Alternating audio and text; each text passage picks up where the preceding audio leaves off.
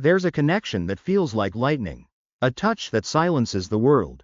The moments you share are an intense whirlwind, a current that pulls you under.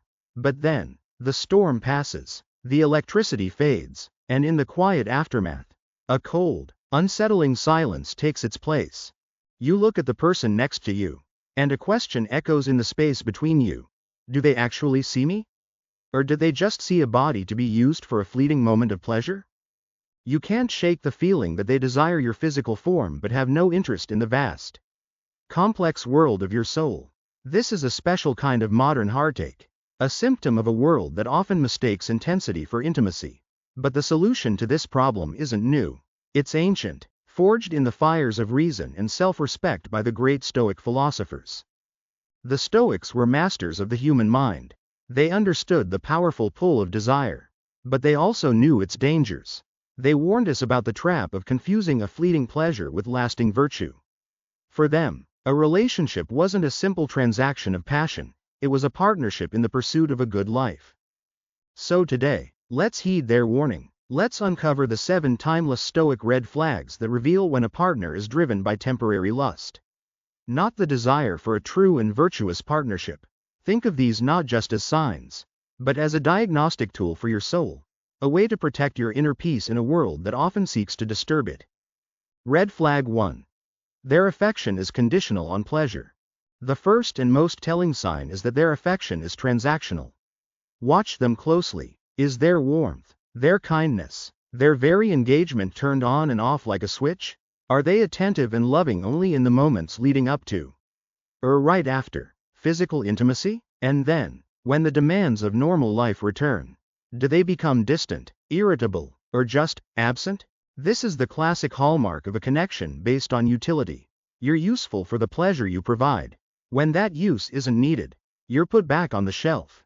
A perfect modern example is the partner who sends a storm of passionate texts late at night but can barely manage a one-word reply to a question about your day the next morning. Their interest in you is tied directly to their desire. The Stoic philosopher Seneca called the obsessive pursuit of lust a dishonorable stain, because it allows our reason to be overthrown by our appetites. The Stoics teach that true, virtuous love is a form of rational goodwill. It's a steady, consistent care for the other person's entire being, not a fluctuating reward for physical compliance. A relationship based only on pleasure is built on the most unstable ground imaginable. Because pleasure, by its very nature, is always shifting. The Stoic advice here is to reclaim your power of observation. Step back from the intoxicating haze of passion and become a scientist of their character. Watch how they treat you when they want nothing from you. Observe how they speak to a waiter, to their family, or to you when you're sick or struggling. As Epictetus would remind us, you can't control their desires, but you can control your assessment of them. Their character isn't revealed in the heat of the moment, but in the quiet, mundane spaces in between. That's where you'll find the truth. Red flag 2. They disdain your inner world. Think about this. When you talk about your hopes, your fears, a book that's changing your perspective, or a personal goal you're striving for, what happens? Do they lean in, ask questions, and engage with your thoughts? Or do their eyes glaze over? Do they offer a hollow, generic response before quickly changing the subject back to something superficial, or worse, back to their own physical desires? A person who wants your body sees you as a beautiful object. A person who wants your soul sees you as a beautiful universe. If they show consistent disinterest in your inner universe, it's a glaring red flag. They enjoy the house, but they have no desire to meet the person who lives inside. The Roman emperor and Stoic philosopher Marcus Aurelius laid out a clear hierarchy of our being: body, soul, and mind. Sensations belong to the body, desires to the soul, and reasoning to the mind. A partner interested only in the sensations of the body is ignoring the very parts of you that make you human. The Stoic Musonius Rufus taught that a true partnership is a sympathy of mind and character, a connection based on shared values and mutual respect for each other's intellect. So, your Stoic task is to deliberately test the waters. Don't wait for them to ask about your inner life, bring it to them. Share an idea that fascinates you. Talk about a virtue you're trying to cultivate. Their reaction is a powerful diagnostic tool. If they dismiss it, mock it, or consistently redirect the conversation, they're telling you everything you need to know. They aren't looking for a partner, they're looking for a plaything. A true partner helps you build your inner citadel. Someone driven by lust is only interested in storming the outer walls. Red flag 3. They are defined by possessiveness and jealousy. In the beginning, their jealousy might feel flattering. You might mistake their possessiveness for proof of how much they value you. They check your phone, question your time with friends, and smolder with suspicion at the slightest hint of a rival. You might even tell yourself, they must really love me to feel this strongly. The Stoics would issue a stern warning here. This isn't love. It's a form of slavery. For both of you, it's the raw, unfiltered expression of insecurity and a desperate need for control. As Epictetus taught, when you desire something outside of your control, you become its slave. A person consumed by jealousy is a slave to their fear of loss. They don't see you as a partner to be trusted, but as a possession to be guarded. Their love isn't about your well-being, it's about soothing their own inner chaos. This kind of possessiveness is fundamentally irrational. It seeks to control another human being, which is an impossible and maddening task. A relationship built on this foundation can only lead to conflict and suspicion. The very opposite of a virtuous partnership built on trust and freedom. True Stoic love is about recognizing the virtue in another person and wanting what's best for them, not clinging to them in a white-knuckled grip of fear. The Stoic response is to reframe your thinking. See their jealousy not as a measure of their affection, but as a measure of their lack of self-control. Don't walk on eggshells to appease their insecurities. That only validates their irrational fear. Instead, see their jealousy as a clear signal that they are not governed by reason. A partner who trusts you allows you to be free. A partner who tries to cage you is admitting they don't trust themselves to handle that freedom. And your soul was not meant to live in a cage. Red flag 4. They see virtue and boundaries as obstacles. You have a code, a set of principles you live by, lines you won't cross. These boundaries are the pillars of your self-respect. So what happens when your partner runs into them? A partner who wants your soul will respect your principles. Even if they don't fully understand them, they'll see your integrity as part of what makes you admirable. But a partner who only wants your body will see your boundaries as an inconvenience, an obstacle. They'll treat your no as a challenge to be overcome, not a statement to be respected. They might try to manipulate you, calling you uptight, boring, or frigid. They might pressure you to compromise your values for their gratification, framing it as a test of how much you care for them. This is a direct assault on what a relationship should be. Marcus Aurelius gave us a powerful rule. Never value anything as profitable which compels you to break your promise, to lose your self-respect, to desire anything which needs walls and curtains. When a partner pressures you to abandon your principles, they are asking you to value their pleasure above your own character. They are asking you to lose your self-respect for their benefit. This is a direct assault on your inner citadel. A virtuous partner wants to see your citadel strong. They bring stones to help you build the walls. A lustful partner wants to find cracks in those walls, weaknesses to exploit for their own entry. They don't want to strengthen your character, they want to bypass it.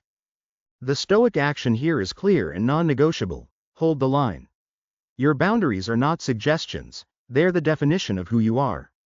Their reaction to your boundaries is the ultimate test of their character. If they respect your no, they respect you. If they fight it, they are revealing that their desire for your body is more important than the integrity of your soul.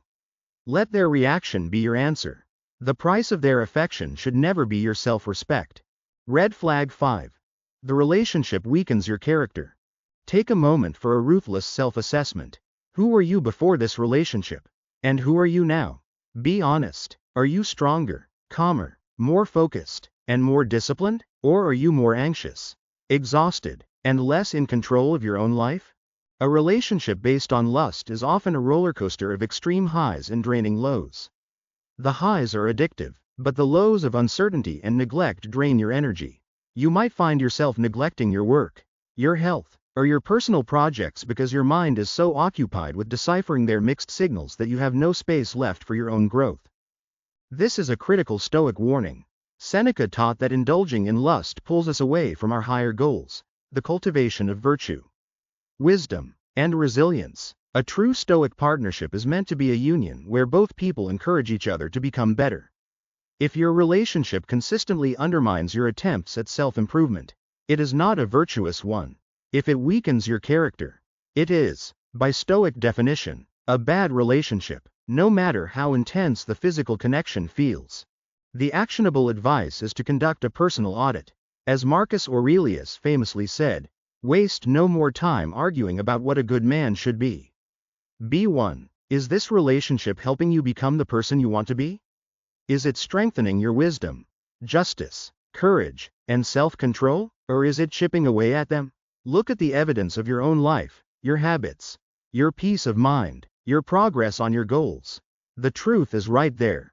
A relationship should add to your life, not subtract from your soul. If you find you are constantly being diminished, it's a sign that the foundation is rotten.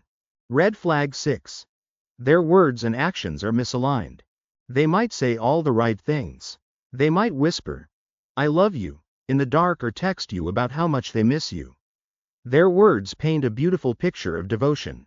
But what do their actions paint? When you're facing a real crisis, a family emergency, a professional setback, an illness, where are they? Do their actions match their words of love? Do they show up? Do they offer real support? Do they make even a small sacrifice of their time to help you? Or do they suddenly get busy, become distant, or offer only hollow platitudes before disappearing? A person driven by lust is a master of convenient words but a novice in meaningful action. They use the language of love as a tool to get access to your body. But they're unwilling to do the actual work of love, which is expressed through service, sacrifice, and steadfast support. The Stoics were pragmatists. They cared about what people did, not what they said. Zeno, the founder of Stoicism, said we have 2 ears and 1 mouth so we can listen more and talk less. The spirit of this applies to how we judge others. Listen less to their promises and watch their actions more. True virtue isn't a declaration, it's a demonstration.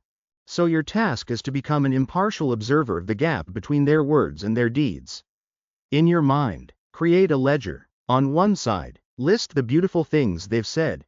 On the other, list the concrete, supportive actions they've taken. Be objective. Where does the balance lie? If the page is filled with poetry but the actions column is nearly empty, you have your answer. Their words are bait, their actions are the truth. A person who wants your soul shows their love through their presence, not just their prose. Red flag 7. There is no us beyond the present moment. The final, and perhaps most definitive, red flag is the complete absence of a shared future. A relationship based on lust exists only as a series of disconnected, intense moments. It's a story with no plot, just a collection of scenes. When you're together, do they ever talk about the future in concrete terms that include you? Do they talk about shared goals, trips you could take next year, or what we will be doing down the road? Or is all talk of the future vague, deflected, or met with the classic escape hatch? Let's just have fun and see where it goes. A person who only wants your body is terrified of commitment because their desire is for the present moment's pleasure, not a future partnership. They can't imagine a shared life because they aren't interested in your life. They're interested in how your body can enhance their life. Right now, the Roman Stoics held commitment in high regard. For them, a partnership wasn't just for raising children, but for creating a complete companionship. It was a profound commitment to journey through life together, supporting each other in virtue. A connection built only on lust is, by its nature, temporary. It's designed to burn brightly and then burn out. A good Stoic practice here is to contemplate the future. Imagine your life 1 year, 5 years, 10 years from now. Now, try to place this person in that future. Is it easy to imagine? Does it feel natural, or does it feel forced? Then, do it in reverse. Imagine that future without them. What, precisely, have you lost? Is it the loss of a trusted confidant, a supportive partner, a companion in virtue? Or is the primary sense of loss a physical one, the absence of their touch? The thrill of passion? If your heart grieves the loss of their body but your soul feels little absence of a kindred spirit, then your soul is giving you the answer. It's telling you that they were never really there to begin with. If these ancient warnings resonate with the questions in your own heart, Consider subscribing for more Stoic wisdom to guide you in modern life. The path to wisdom isn't one you have to walk alone. And now, share your own experience in the comments. Have you ever had to tell the difference between lust and love? What was the one sign that revealed the truth to you? Your story could be the guide that someone else desperately needs to read today. So we've looked at the 7 Stoic warnings. A partner whose affection is conditional. Who disdains your inner world? Who is possessive? Who sees your virtues as obstacles? A relationship that weakens you. Where words and actions don't match, and where there is no shared future. To be clear, the Stoic path isn't a rejection of love or passion. The Stoics weren't cold, emotionless statues. They saw physical connection as a preferred indifferent, something to be enjoyed when appropriate, but not something to become enslaved by. They believed that a loving relationship, when grounded in virtue, is one of life's greatest joys. The goal isn't to avoid love, but to seek the right kind of love. It's to have the wisdom to distinguish a fire that provides warmth from a fire that will burn your house down. A person who truly wants you, all of you, will want to see you flourish. They'll respect your mind, honor your principles, and support the growth of your character. They won't seek to possess your body, but to partner with your soul. Your task, as a student of Stoicism, is to be worthy of such a partner and to have the courage to accept nothing less. Focus on building your own inner citadel of virtue and reason, and then, find someone who doesn't wish to conquer it, but who wants to help you guard its walls and build a shared life of meaning within them. That's not just a relationship. That is a union of souls. And it is a prize worth fighting for.